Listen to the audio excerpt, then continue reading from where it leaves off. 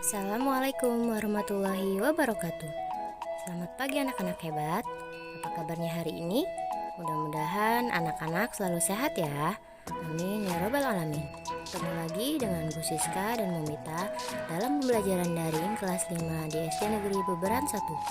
Nah, hari ini kita akan melanjutkan pembelajaran tema 1, subtema 1, pembelajaran 5. Jangan lupa siapkan alat tulis kalian untuk mencatat materi-materi penting dari video ini. Nah, sebelum belajar, mari kita berdoa terlebih dahulu ya. Untuk doa dimulai. Berdoa selesai.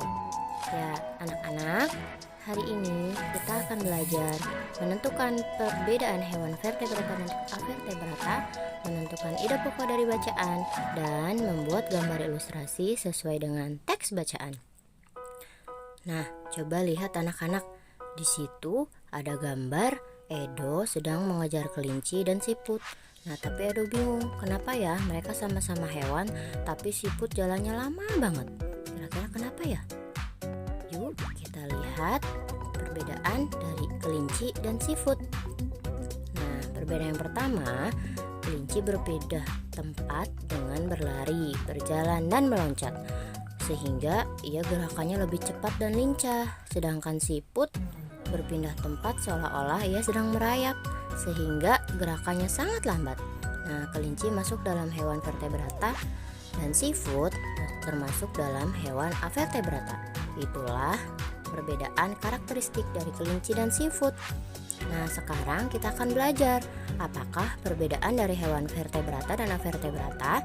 Anak-anak sudah tahu? Nah, perbedaan hewan vertebrata dan avertebrata yang pertama adalah hewan vertebrata. Ia memiliki tulang belakang. Tulang belakang adalah ruas-ruas tulang yang berderet panjang mulai dari leher hingga ekor. Nah, itu berfungsi sebagai penyokong tubuhnya dan melindungi sistem syarafnya. Yang kedua, memiliki tengkorak untuk melindungi otaknya.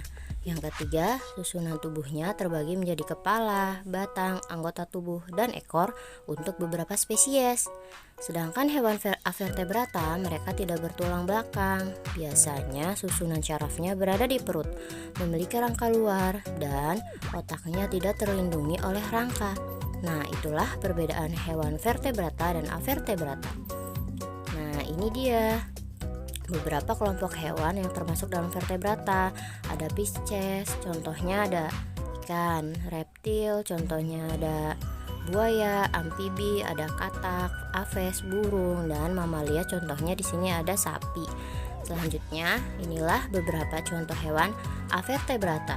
Yang pertama ada serangga, lalu ada gurita, cacing, lalu ada siput, kupu-kupu, kepiting, kecoa, lebah, lalu ubur-ubur, ada sotong, terus ada semut, dan yang terakhir ada nyamuk.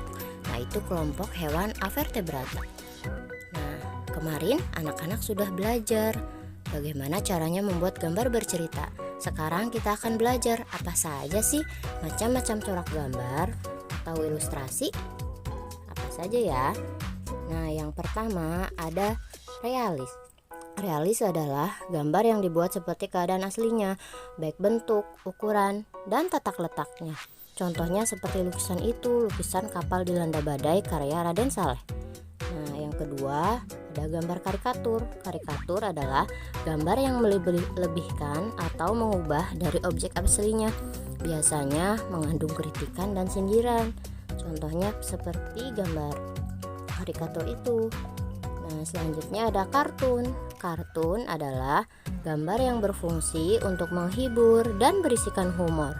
Nah, gambar kartun dapat berupa tokoh binatang ataupun manusia.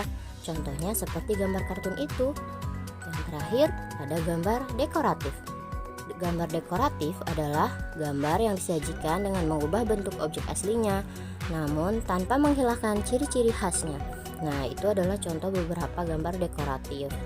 Nah, sekarang anak-anak silahkan kerjakan tugasnya halaman 43 dan 46 di buku tugas masing-masing ya.